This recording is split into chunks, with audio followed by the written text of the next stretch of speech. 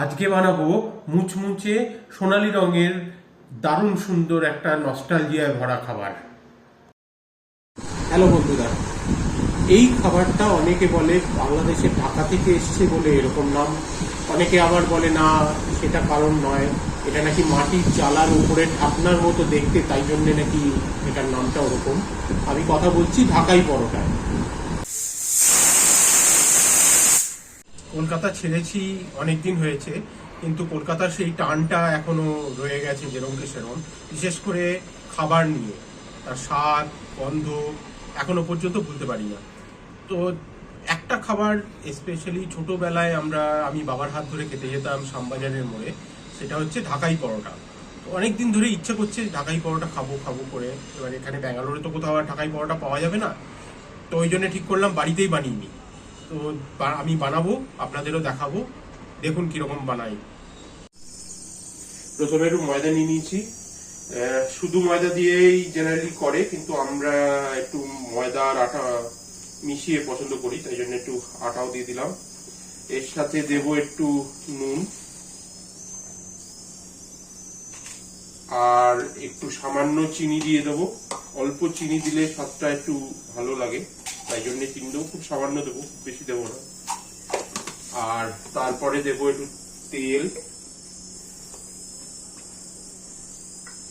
ময়ামটা ভালো করে মিশিয়ে নিয়ে তারপরে একটু হালকা গরম জল করে রেখেছি, সেটা দিয়ে মেখে ডো বানিয়ে নেবো।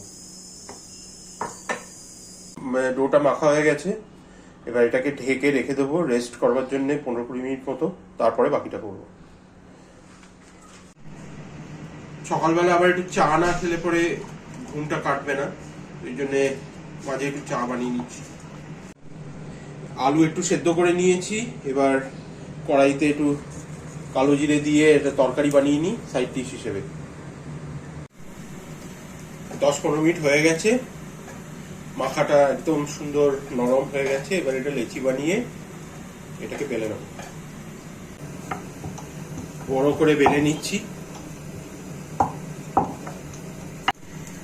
এবার এটাকে বড় করে বেলে নিয়েছি, এবার সামান্য তেল দিয়ে এটাকে ভালো করে উপরটা মাখিয়ে নেব। ভালো করে মাখানো হয়ে গেছে, এবার এর উপরে অল্প একটু কর্নফ্লাওয়ার দিয়ে দেবো, দিয়ে এটাকে বুলিয়ে নেব।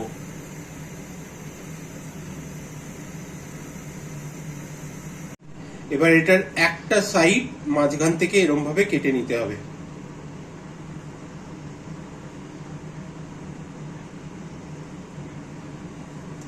কেটে নেওয়ার পরে এবার একটা সাইড থেকে তুলবো,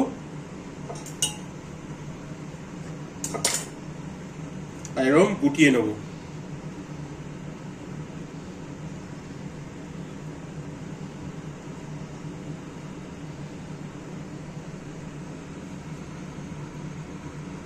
এরকম সুন্দর করে গুটিয়ে নিতে হবে, নিলে এরকম একটা ভাঁজ ভাঁজ মতো আসবে। এবার আমি ওপরটাকে বন্ধ করে দেবো।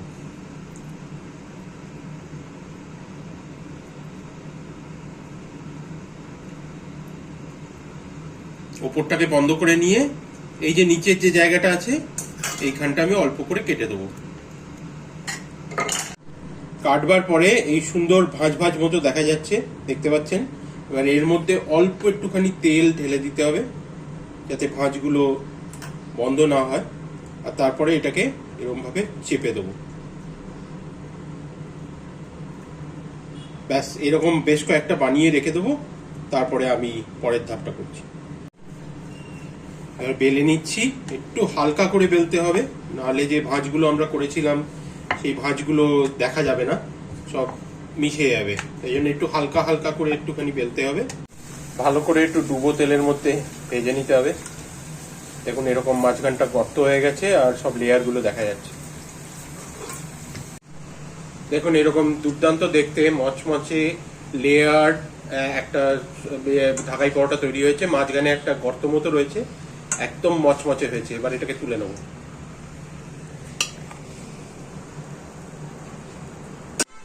কি এইটা দেখে চেনা যাচ্ছে? সেই শ্যামবাজারের মোড়ে আমরা যেরকম খেতাম একদম ওইরকম হয়েছে, আর মচমচে। এই যে আওয়াজটা শুনতে পাবেন, এটাকে উইকেন্ডে বানিয়ে ফেলুন, বানিয়ে খেয়ে আমাকে বলুন যে কিরকম বানানো হলো আর কিরকম লাগলো।